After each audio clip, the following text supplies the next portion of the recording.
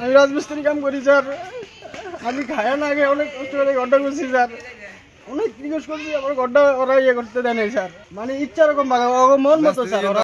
আমি এরা আসছে আইসা ওখানে দোকানের সামনে পুলিশ আইসে, 2 গাড়ি পুলিশ আইসে, তারপরে এদের লোক আইসে একান্ত 1000 দেখার মতো 2000 মতো লোক আইসে। সব কিছু আগে ওই সাইডটা ভাঙছে, ওই সাইডটা ভাঙার পরে এদিকে আইসে। পরে আমি অনেক রিকোয়েস্ট করছি স্যার, ঘরটা আমি করছি স্যার 6 মাস হয়েছে স্যার।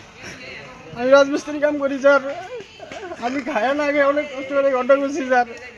অনেক রিকোয়েস্ট করছি আমার ঘরটা ওরা ইয়ে করতে দেয় নাই স্যার। মানে ইচ্ছা রকম ভাগা মন মতো স্যার ওরা সব কিছু করছে স্যার।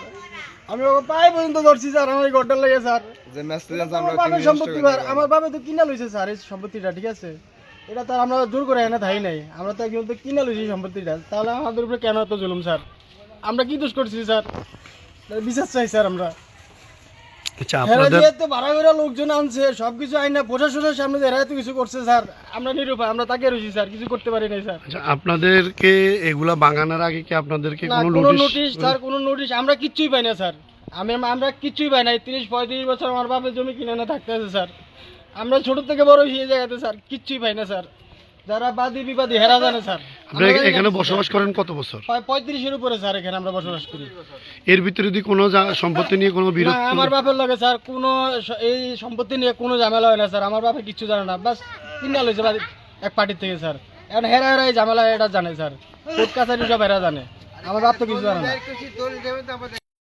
40 বছর পর্যন্ত কিনার পরে আমাদের বসবাস করছি, ছেলেবেলে বড় করছি, সব কিছু আমি করছি না। এর ভিতরে বড় আয় নাই, আমি যা বিদেশ করছি, আমি এই প্রসেসে দিয়ে খুশি হয়ে যাব।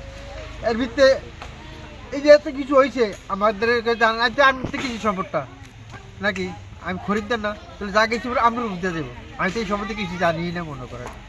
তাহলে এই যে কালকে যে জমিটা ভাঙলো, আমরা দলিল মতো দেখাইতাম চাইছিলাম, মিনিস্টারে আমাদের কোনো কথাই শুনতে চায় না মনে করেন, বুঝলেননি? আমরা কি অপরাধটা করছি? আচ্ছা, আপনারা যখন জমিটা ক্রয় করছেন, হ্যাঁ, করার এর মধ্যে কি কোনো জমি বিরোধ ছিল কারোর সাথে? না। অথবা যারা এখন উচ্ছেদ মামলা দিছে হ্যাঁ। এরা কি আপনাদেরকে কখনো উচ্ছেদ করার জন্য কোনো নোটিশ অথবা কোনো অভিযোগ? কোনো কিছু পাই না, আমরা জানিও না শুনিও না মনে করেন। আমরা নির্ভর কর্ম করছি, খাইছি, চলছি, এই বিরুদ্ধে বলা মহিলা বসবাস করছি মনে করেন। হঠাৎ জানিও না আমরা মনে করেন, হঠাৎ ওই দিক ভেঙে এদিকে তেরান ঢুকিয়া এ শুরু করে বোল্ডার দিয়ে মনে করেন। আর এই সমস্ত লুস্তারা করছে, এটা মানিটা কি?